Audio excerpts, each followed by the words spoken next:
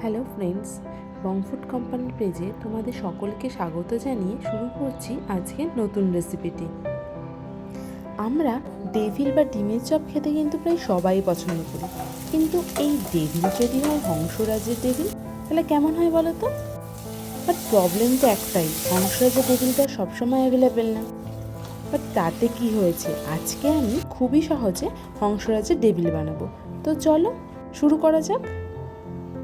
প্রথমে আমি একটি কড়াইতে ভালো করে তেল গরম করে নিয়ে তার মধ্যে পেঁয়াজ কুচি, আদা রসুন কাঁচা লঙ্কা বাটা, সেদ্ধ আলু, যেটাকে আমি স্ম্যাশারের সাহায্যে খুব ভালো করে স্ম্যাশ করে নিয়েছি যাতে আলুর মধ্যে কোনো লাম্প না থাকে।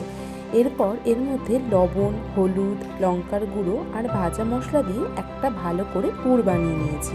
পুরটা যেন টাইট থাকে। এরপর অন্য একটি বাটিতে একটি ডিম ফাটিয়ে নিয়ে তার মধ্যে লবণ, লঙ্কার গুঁড়ো, কর্নফ্লাওয়ার আর জল দিয়ে একটা মিডিয়াম ডেনসিটির ব্যাটার তৈরি করে নিয়েছি।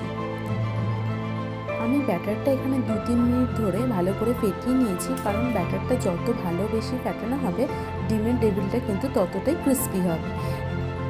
এরপর আমি হাঁসের ডিম সেদ্ধ করে নিয়েছি। তারপর ওই সেদ্ধ ডিমের মাঝখানটা ছুরির সাহায্যে অর্ধেক করে কেটে তার চারিদিকে আলুর পুর দিয়ে ভালো করে ঢেকে ডিমের শেপ করে নিয়েছি। তোমরা চাইলে এখানে অর্ধেক ডিমের বদলে গোটা ডিমেরও কিন্তু ডেভিল বানাতে পারো। দেখো আমাদের টেবিলগুলো প্রায় তৈরি করা হয়ে গেছে। এরপর একটি প্লেটের মধ্যে কিছুটা তেল ব্রাশ করে নিয়ে তার মধ্যে আমি ডিমের শেপগুলো তৈরি করে রাখলাম। তোমরা এই অবস্থায় এয়ারটাইট কন্টেনারে ভরে ফ্রিজে 7 দিনের মতো স্টোর করে রাখতে পারো। এবার এটাকে কর্নফ্লাওয়ারের ব্যাটারে ভালো করে ডিপ করে নিতে হবে, দুদিকে ভালো করে ডিপ করে নেব। এরপর একটি প্লেটের মধ্যে আমি কিছুটা ব্রেড ক্রাম্বস নিয়ে নিয়েছি। এবার ওই ডেভিলগুলোকে ব্রেড ক্রাম্বসের মধ্যে ভালো করে মুড়িয়ে নেব। খুব বেশি চেপে চেপে লাগানোর দরকার নেই, গায়ে যেটুকু লাগবে সেটুকুতেই যথেষ্ট। এভাবে আমরা প্রত্যেকটা ডেভিল ভালো করে তৈরি করে নেব। তারপর একটি কড়াইতে ভালো করে তেল গরম করে নিয়ে লো টু মিডিয়াম ফ্লেমে একটা একটা করে ডেভিলগুলোকে ছেড়ে দেব। এবার লো টু মিডিয়াম ফ্লেমে আস্তে আস্তে করে ওই ডেভিলগুলোকে ভালো করে ভেজে নিতে হবে। এক পিঠ হয়ে গেলে আবার অপর পিঠ উল্টে দিয়ে ভালো করে ফ্রাই করে নেব।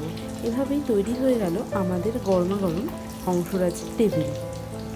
এটা কিন্তু সন্ধ্যার চায়ের সাথে একেবারে জমে যাবে। তোমরা বাড়িতে অবশ্যই ট্রাই করো এবং জানিও আমাকে কেমন হয়েছে। রেসিপিটি ভালো লাগলে অবশ্যই লাইক, কমেন্ট, সাবস্ক্রাইব করে দিও। চলো টাটা, দেখা হচ্ছে আবার পরের রেসিপিতে।